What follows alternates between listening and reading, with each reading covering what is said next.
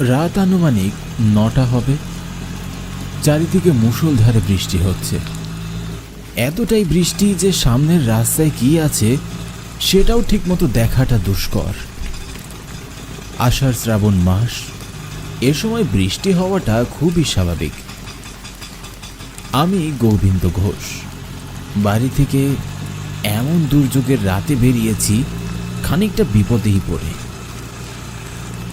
ছোটবেলা থেকেই আমার মায়ের জেদের সামনে কেউ টিকে থাকতে পারে না। মা যখন যা বলবে তখন সেটাই হতে হবে। আগামী সোমবার আমার ছোট বোন কাজলের বিয়ে, আর মাত্র 2 দিন বাকি। বাবার এক অনেক পুরনো বন্ধুর বাড়ি ঋষিপুর। আর মায়ের এক কথা, আমি যেন আজই ওনার বাড়ি গিয়ে কাজলের বিয়ের নেমন্তন্ন দিয়ে আসি। কি আর করার, মাকে অনেক ভালোবাসি, তাই তো ওনার কথার অবাধ্য হতে পারি না। কারণ বাবা মারা যাবার পরে মায়ে আমাদের 2 ভাই বোনকে অনেক কষ্ট করে বড় করেছেন। বাবার একমাত্র বন্ধু কৃষ্ণ নারায়ণ। মায়ের মুখে শুনেছি বাবা মারা যাবার পরে উনি নাকি আমাদের অনেক সাহায্য করেছেন। তাই তো বোনের বিয়েতে ওনার উপস্থিতি খুবই গুরুত্বপূর্ণ। বাড়ি থেকে বেরোনোর সময় আকাশে বেশ মেঘ ছিল, তবে এমন বৃষ্টি ছিল না। এখন মনে হচ্ছে এই বৃষ্টি এত তাড়াতাড়ি ছাড়বার নয়।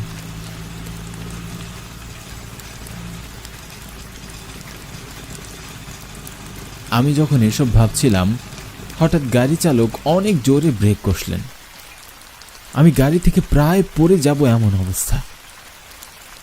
এমনিতেই মন মেজাজ খারাপ, তার উপর ড্রাইভারের কর্মকাণ্ডে বেশ উত্তেজিত হয়ে গেলাম। কি মশাই, কি গাড়ি চালাচ্ছেন আপনি? এভাবে কেউ ব্রেক করে? আরেকটু হলেই তো রাস্তায় পড়ে যেতাম। চেহারা দেখে বুঝতে পারলাম ড্রাইভারটি আমার ধমকে বেশ ভয় পেয়েছে। সে আমতা আমতা করে বলল, আগে মাফ করবেন দাদা, আমার না হঠাৎ একটা কথা মনে পড়ে গেল, তাই তো তাড়াতাড়ি করে ব্রেকটা মেরে গাড়ি থামালুম। মানে দাদা, আমি আর সামনে যেতে পারবো না, আপনি এখানেই নেমে পড়ুন। লোকটির কথা শুনে আমার মাথায় যেন বাজ ভেঙে পড়ল। রাগে মনে হচ্ছিল আমার মাথাটা ফেটে যাবে। অনেক কষ্টে নিজের রাগটা কন্ট্রোল করলাম আর বললাম, আপনি কি আমার সঙ্গে রসিকতা করছেন? ঋষিপুরের ভাড়া ঠিক করেই তো আপনার গাড়িতে উঠেছি, তখন তো কিছুই বললেন না। তাহলে এখন এই মাঝপথে রাস্তায় এসে কি হলো আপনার? আর তাছাড়া আমি রাতের বেলা এই শুনশান রাস্তায় গাড়ি পাবো কোথায়? দেখুন দাদা, আমি এত কিছু বুঝি না, দরকার হলে আমাকে কোনো ভাড়াই দিতে হবে না, তাও আপনি গাড়ি থেকে নেমে যান। আর শুনুন, আপনাকে বলি, যদি পারেন পায়ে হেঁটে চলে যান, কারণ এই রাস্তায় বৃষ্টির মধ্যে কোনো গাড়ি চলাচল করে না। কোনো গাড়ি চলাচল করে না কেন? আর গাড়ি চলুক বা না চলুক আমি এত কিছু জানি না। প্রয়োজন হলে আপনার ভাড়া আরও বাড়িয়ে দিচ্ছি, তবু আপনি নিয়ে চলুন। দাদা, আমি গরিব হতে পারি কিন্তু লোভী না। আমি আপনাকে সত্যি নিয়ে যেতাম যদি বৃষ্টি না আসতো। আমি শুনেছি ঋষিপুর রাস্তায় যদি বৃষ্টির মধ্যে কোনো গাড়ি চলে তাহলে তার সাথে অনেক খারাপ কিছু ঘটে। বেশিরভাগ সময়ই সড়ক দুর্ঘটনা ঘটে। আপনি আমাকে ক্ষমা করে দিন বাবু। লোকটিকে অনেক জোরাজোরি করলাম, টাকাও বেশি দিতে চাইলাম, কিন্তু লোকটি আমার প্রস্তাবে রাজিই হলো না। লোকটি বানিয়ে বানিয়ে কি সব বলে আমাকে বোকা বানিয়ে নামিয়ে গাড়ি নিয়ে চলে গেল। বৃষ্টির মধ্যে আমি এখন একা দাঁড়িয়ে। ভাগ্যিস বাড়ি থেকে বেরোনোর সময় ছাতাটি হাতে এনেছিলাম, নইলে আরো বিপদে পড়তে হতো। ছাতাটি মাথায় ধরে অন্ধকার শুনশান রাস্তার একপাশে দাঁড়িয়ে রইলাম গাড়ির অপেক্ষায়। আশেপাশে কোথাও কেউ নেই, একদম ফাঁকা। রাস্তার দুপাশে কিছু ঝোপঝাড় ছাড়া আর কিছুই চোখে পড়ছে না। আর কানে ভেসে আসছে শুধু ছাতায় পড়া ফোঁটা ফোঁটা পানির আওয়াজ।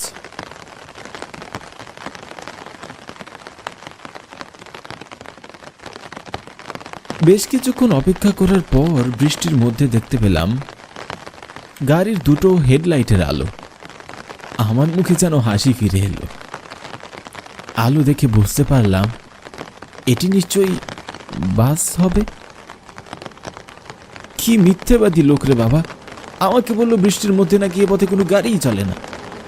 তাহলে বাসটি কেমন করে আসলো? আমি বাসটিকে থামানোর জন্য হাত দেখাতেই বাসটি আমার সামনে এসে দাঁড়িয়ে পড়ল। কোনো কিছু না ভেবেই উঠে বসে পড়ি। বাসে উঠে দেখি বাসের মধ্যে বেশ অনেকগুলো যাত্রী বসা, কিন্তু অন্ধকারের মধ্যে কারোর চেহারাই স্পষ্ট বোঝা যাচ্ছিল না। সবাই যেন অদ্ভুতভাবে সামনের দিকে তাকিয়ে বসে আছে। আমি বাসে উঠে সবার সামনে দিয়ে এতটা ভিতরে বসলাম, কিন্তু কেউ আমার দিকে একবারও তাকালো না। বিষয়টি বেশ অদ্ভুত।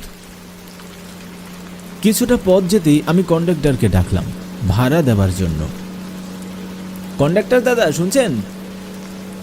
আমার কথা শুনে মধ্যবয়সী এক লোক আমার কাছে এসে বলল, জি বলুন। আমি নিশিপুর যাব, ভাড়া কত? আর বাসে কোনো আলো নেই কেন? দয়া করে লাইটগুলো জ্বালিয়ে দিন। এই বাসে কোনোদিন আলো জ্বলবে না, আর আপনাকে ভাড়াও দিতে হবে না। কথাটি বলে লোকটি খিলখিল করে হাসতে লাগলো।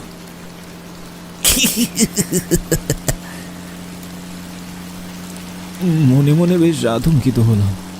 পাগল নাকি রে ভাই? কি সব বলছে? যাক গে, আমার কি, ভাড়া না নিলে তো আমারই ভালো। তারপরও কৌতূহলবশত লোকটিকে এই রাস্তাটির কথা জিজ্ঞাসা করলাম।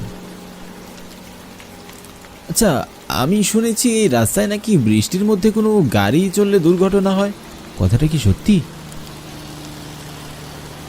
একদম সত্য কথা দাদা। তাই যদি হয় তাহলে আপনারা যে গাড়ি চালাচ্ছেন আপনাদের কিছু হবে না? আমাদের আবার কি হবে? আমাদের যা হবার তা তো অনেক আগেই হয়েছে।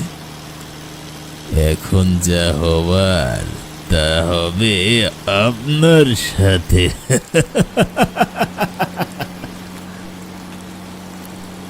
কন্ডাক্টরের হাসি দেখে বাসের সবাই হাসতে লাগলো। আমি ভালো করে তাকিয়ে দেখি সবার মুখগুলো একদম ফ্যাকাশে। দেখে মনে হচ্ছিল কারো শরীরে এক ফোঁটাও রক্ত যেন অবশিষ্ট নেই। আমি লোকটির কথার কোনো সঠিক মানে বুঝতে পারছিলাম না। হা করে তাকিয়ে সবার হাসি দেখছিলাম। আমি কি বাসটিতে উঠে কোনো বিপদ কাঁধে তুলে নিলাম? কি হচ্ছে আমার সাথে? এমন সব প্রশ্ন আমার ভিতরে ঘুরপাক খাচ্ছিল। মনটাকে যেন কিছুতেই শান্ত করতে পারছি না।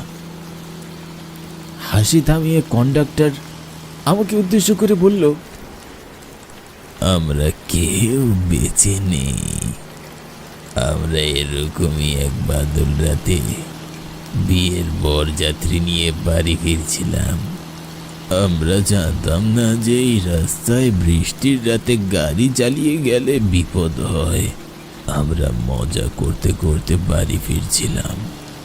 হঠাৎ আচমকা কোথা থেকে জানি আমাদের সামনে একটি পিকনিকের বাস চলে আসে।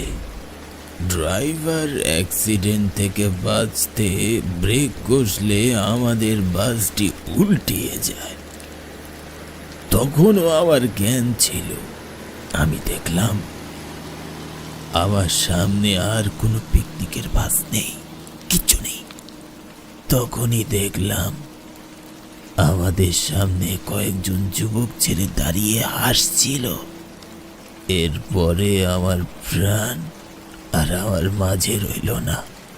আমরা সবাই মারা পড়ি। এরপর থেকে আমাদের আত্মা এই রাস্তায় ঘুরে বেড়ায়।